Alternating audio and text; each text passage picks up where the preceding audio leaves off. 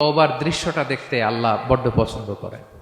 বান্দা যখন ভুল বুঝতে পারে, মাথাটা নিচু করে চোখের পানি ছেড়ে বান্দা যখন কাঁদতে শুরু করে, এই দৃশ্যটা দেখলে আল্লাহ সহ্য করতে পারে না।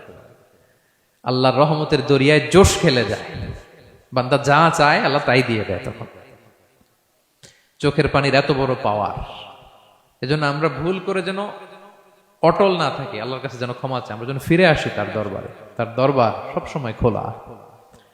এবং তিনি এই তওবার বা ফিরে আসার দৃশ্যটা দেখতে কত পছন্দ করেন শোনেন। রাসূল সাল্লাল্লাহু আলাইহি ওয়াসাল্লাম বলেন, ওয়াল্লাযী নাফসি বিয়াদিহি, তার শপথ যার হাতে আমার আত্মা, লাউলাম তুযনিবু, তোমরা যদি ভুল না করতে, লা যাহাবাল্লাহু বিকুম, আল্লাহ তোমাদেরকে ধ্বংস করে দিতেন। ওয়ালা জাআ বিকওমিন, আল্লাহ এমন এক জাতি তৈরি করতেন, ইউযনিবুন, ওরা খালি ভুল করত, ফায়াস্তাগফিরুন, আর ক্ষমা চাইতো, ফায়াগফিরুল্লাহু লাহুম, আর আল্লাহ তাদের ক্ষমা করতেন।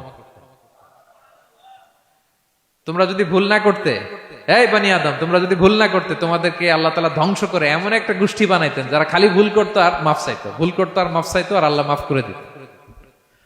সুবহানাল্লাহ পড়লেন না?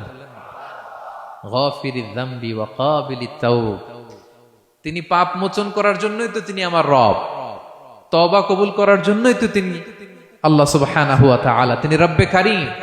তার দয়ার কোনো শেষ নাই, তার মায়ার কোনো শেষ নাই।